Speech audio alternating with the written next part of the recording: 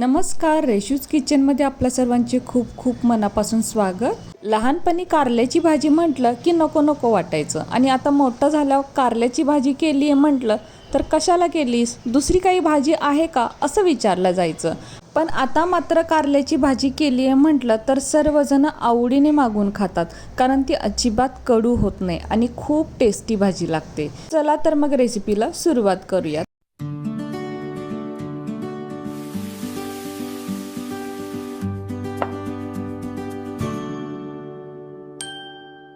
तर त्यासाठी मी इथे पाव किलोला थोडीशी कमी कारली घेतलेली आहेत आणि कारली अशी चिरून घ्यायची. तर कारल्याच्या ज्या मधल्या बिया असतात, आवडत नसतील तर काढून टाकल्या तरीही चालतील किंवा बिया या रेसिपीमध्ये घेतल्या तरीही चालेल. यानंतर कारली पहा, खूप पातळ नाही आणि खूप जाड नाही, अशी मीडियम साईजमध्ये कारली आपल्याला चिरून घ्यायची आहेत. आता यानंतर यामध्ये सर्वात महत्त्वाचं साहित्य मिक्स करूया, ते म्हणजे लिंबूचा रस. तर मी इथे एका लिंबाचा रस घेणार आहे. यामध्ये जितका आपण लिंबाचा रस घालू ना, तितकी ही भाजी टेस्टी आणि अजिबात कडू होत नाही. तर मी आता एका लिंबाचा रस यामध्ये पिळून घेतलेला आहे. आता काय करायचं, हाताने हे चांगलं मिक्स करून घ्यायचं, म्हणजे लिंबाचा रस पूर्ण कारल्यामध्ये मिक्स होतो. तर इथे प्लेट थोडीशी छोटी झालेली आहे, तुम्ही थोडीशी मोठी वापरा, म्हणजे कारलं अगदी छान मिक्स करता येईल. काही जण कारलं चिरल्यानंतर त्यामध्ये मीठ घालतात, मग ती स्वच्छ धुवून घेतात किंवा लिंबू पिळल्यानंतर कारलं पिळून घेतात. आज मात्र आपण असं काहीही करणार नाही. यामध्ये जीवनसत्व अगदी छान टिकून राहील आणि मुलंसुद्धा आवडीने कारलं मागवून खातील. तर आता पहा, हे कारल्यामध्ये लिंबाचा रस अगदी छान मिक्स झालेला आहे. आता जितका लिंबाचा रस या कारल्यामध्ये मुरेल ना, तितकं हे कारलं अगदी छान तयार होतं. तर आता हे आपण बाजूला ठेवून देऊया व दुसरी तयारी करूया. आता यानंतर गॅसवर एक कढई ठेवलेली आहे. तर मला अर्धा किलो लाडूची ऑर्डर होती. तर लाडूचं साहित्य मी या कढईमध्ये भाजून घेतलेलं होतं आणि ते तुपामध्ये भाजलेलं होतं. तर तुपाची कढई आहे म्हणून मी तशीच वापरत आहे. आता कढई थोडी गरम झाली की यामध्ये 1.5 ते 2 पळी म्हणजेच 1.5 मोठे चमचे तेल घालायचं. आता तेल थोडी गरम झाली की यामध्ये 1 छोटा चमचा जिरे घालायचे. तर जिरे असे चांगले फुलले पाहिजेत. यानंतर 2 मीडियम साईजचे कापलेले कांदे घालायचे. तर कांदे आपल्या आवडीप्रमाणे आपण बारीक किंवा मोठा कापून यामध्ये टाकू शकतो. त्याचप्रमाणे 1 चमचा आलं लसूण पेस्ट वापरली तरीही चालेल, यामुळे अजूनच छान टेस्टी तयार होईल. तर कांद्याचा हलका कलर बदलेपर्यंत कांदा आपल्याला इथे चांगला भाजून घ्यायचा आहे. आता कांदा चांगला भाजल्यानंतर यामध्ये 1 मीडियम साईजचा कापलेला टोमॅटोसुद्धा घालायचा. तर इथे आपण एकाऐवजी 2 टोमॅटो वापरले तरीसुद्धा चालेल, अजूनच छान टेस्टी तयार होईल. तर टोमॅटोसुद्धा आपल्या आवडीप्रमाणे बारीक किंवा मोठा चिरून यामध्ये टाकू शकतो, पण शक्यतो बारीकच चिरून टाकावा, यामुळे रेसिपीला अजूनच छान चव येते. तर टोमॅटोसुद्धा चांगला मऊ होईपर्यंत यामध्ये भाजून घ्यायचा. आता टोमॅटो चांगला भाजल्यानंतर यामध्ये छोटा पाव चमचा हळद, 1 चमचा लाल तिखट तसेच अर्धा चमचा गरम मसाला घालायचा.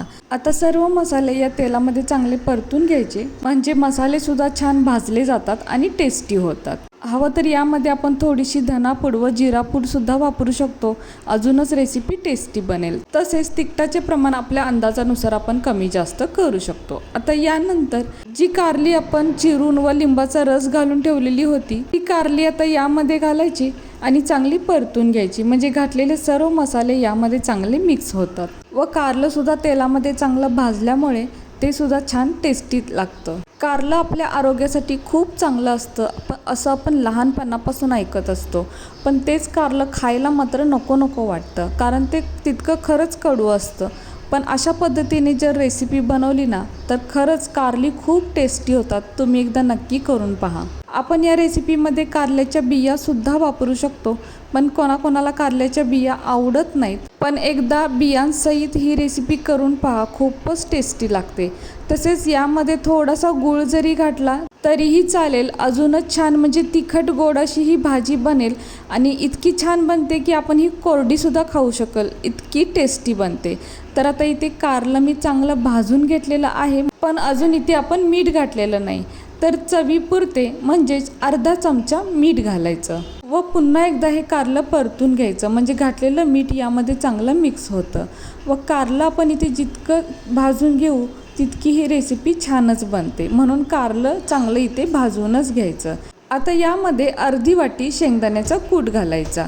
तर शेंगदाण्याचा कूट मी इथे थोडासा मोठाच ठेवलेला आहे, तसाच तो या रेसिपीमध्ये खूप छान लागतो, नाहीतर अगदी बारीक केला तरीही चालेल. शेंगदाण्याच्या कुटाऐवजी आपण इथे खोवलेलं खोबरंसुद्धा वापरू शकतो किंवा दोन्ही थोडं वापरलं तरीही चालेल. आता पुन्हा एकदा हे छान परतून घेतलेलं आहे, म्हणजे शेंगदाण्याचा कूट यामध्ये चांगला मिक्स करून घेतलेला आहे. आता यानंतर यावरती झाकण ठेवून एक 2 ते 3 मिनटासाठी बारीक गॅसवर असंच ठेवून द्यायचं. आता एक 2 ते 3 मिनटांनी झाकण काढून पाहूया. तर बघू शकता इथे कारली अगदी मऊ झालेली दिसतात. कारली शिजली की एकदम मऊ होतात. आता आपण हे थोडंसं परतून पाहूया. तर बघू शकताय कारली अगदी छान शिजलेली आहे, तरी पण आपण एकदा चमच्याने चेक करूयात. तर हे पहा अगदी पटकन तुटतात, म्हणजे कारली छान शिजलेली आहेत. तर कारलं पातळ असेल तर कारलं शिजायला जास्त वेळ लागत नाही, पण जर थोडंसं जाड ठेवलं तर मात्र शिजायला वेळ लागतो, म्हणून शक्यतो कारली पातळच चिरून घ्यायची. आता यावरतून बारीक चिरलेली कोथिंबीर घालूया आणि पुन्हा एकदा ही कारली आपण थोडीशी परतून घेऊयात. तर आता कारली आपली इथे तयार आहेत. आता गॅस आपण बंद करूया. तर बघू शकताय काय मस्त अशी ही भाजी दिसते. आपण इथे जास्त मसाल्यांचा सुद्धा वापर केलेला नाही आणि अगदी साधी सोप्या पद्धतीने बनवलेली आहे. आता ही आपण एका प्लेटमध्ये काढून घेऊयात. तर बघू शकताय वाव, खरंच खूप छान अशी भाजी तयार झालेली आहे.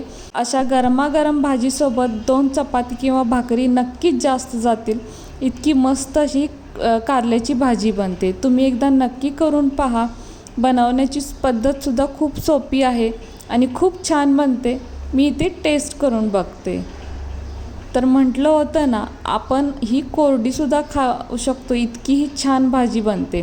तर खरंच खूप मस्त अशी तयार झालेली आहे आणि तुम्ही एकदा नक्की बनवून पहा, म्हणजे याची टेस्ट तुम्हालासुद्धा कळेल. अगदी लहान मुलंसुद्धा आवडीने खातील. ही भाजी आपण डब्यालासुद्धा देऊ शकतो, इतकी मस्त ही भाजी तयार होते. तर तुम्ही एकदा नक्की करून पहा. आणि कशी वाटली तुम्हाला ही आजची रेसिपी जर तुम्हाला आवडली असेल तर आपल्या माणसांसोबत नक्की शेअर करा. आणि हो, व्हिडिओ जर तुम्हाला आवडला असेल तर प्लीज आपल्या या व्हिडिओला एक लाईक नक्कीच करा. नवीन असाल तर चॅनलला सबस्क्राईब करा, सोबत बेल आयकॉन प्रेस करा, म्हणजेच मी बनवलेले असेच नवनवीन रेसिपी सर्वात आधी तुम्हाला मिळतील. आता पुन्हा भेटू अशाच एका नवीन रेसिपीसोबत.